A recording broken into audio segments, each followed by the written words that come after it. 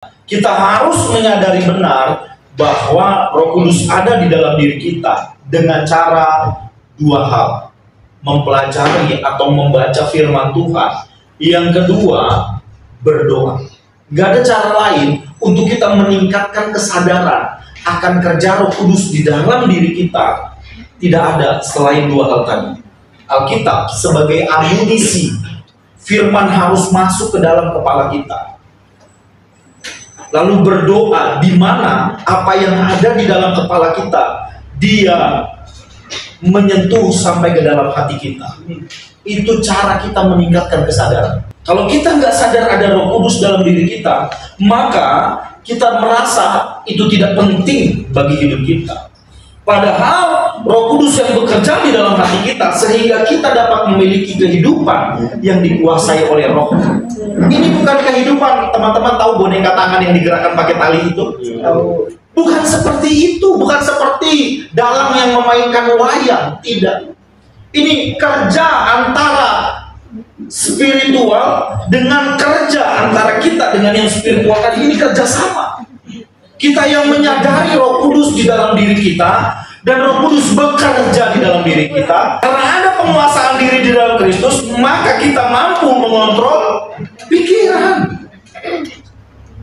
Karena ada penguasaan diri, maka kita bisa mengendalikan hasrat di dalam diri kita. Dan kita berpikir panjang ketika hendak bertindak, jadi gak sembarangan.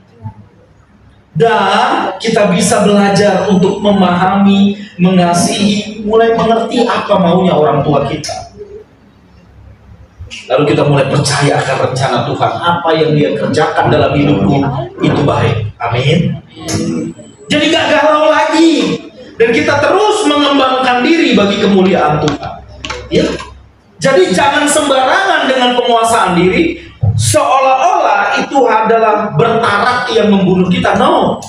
Kita bisa tetap berkembang tetapi di dalam Kristus. Kita bisa mengembangkan hobi kita tetapi harus di dalam Kristus. Amin. Kita bisa tetap bergaul tetapi harus di dalam Kristus. Maka pertanyaan ini saya munculkan, bagaimana saya mengembangkan penguasaan diri? Cara kekristenan adalah saya memberi hidup untuk dipimpin oleh kuasa Roh Kudus. Amin. Baca dan renungkan firman Tuhan. Begitu kan? Itulah cara kita memberi diri untuk ada di dalam otoritasnya Allah. Kalau tidak demikian, maka kita sedang ada di luar otoritasnya Allah. Yang kedua, baca apa? Membiasakan disiplin rohani. Saya sengaja taruh foto gym di sana. Dan yang satu lagi foto maraton. Nge-gym itu tidak pernah semalam jadi. Siapa yang suka nge-gym di sini ada? Mulai ada? Itu nggak pernah semalam jadi. Ya, ngangkat barbel pokoknya sepanjang hari ini 8 jam saya angkat barbel. Cedera pasti. Nggak boleh kan? Dan itu bertahap, dari yang ringan terus naik, begitu kan? Terus asupan gizinya apa? Yang kedua, maraton. Kalau orang sprint, dia startnya jongkok kan? Tapi maraton tidak pernah ada yang jongkok. 42 km bro. Ini bukan hanya bicara sampai di garis finish, tetapi ini bicara soal psikologis, mental, dan strategi yang mantap. Ya. Tidak ada orang pelari maraton itu sprint di awal, nggak ada. Mereka lari kecil semua. Nanti jarak berapa meter dari garis finish baru dia sprint. Tapi kalau pelari sprint 100 meter, dia sprint dari awal. Begitu ya. Disiplin rohani juga begitu. Kembangkan disiplin rohanimu, teman-teman. Tidak ada proses yang semalam jadi. Tetapi harus ada kemauan.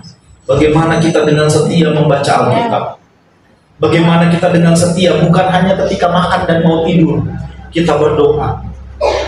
Tapi kita sadar benar bahwa saya harus berdoa karena saya belajar mengasihi Tuhan. Amin. Yang ketiga apa? Milih komunitas yang membangun. Komunitas yang membangun. Yuk, Jangan pernah salah pilih dalam bergaul. Jangan pernah salah masuk ke dalam circle. Salah masuk circle menentukan masa depan. Percayalah. Pergaulan yang buruk merusak kebiasaan yang baik.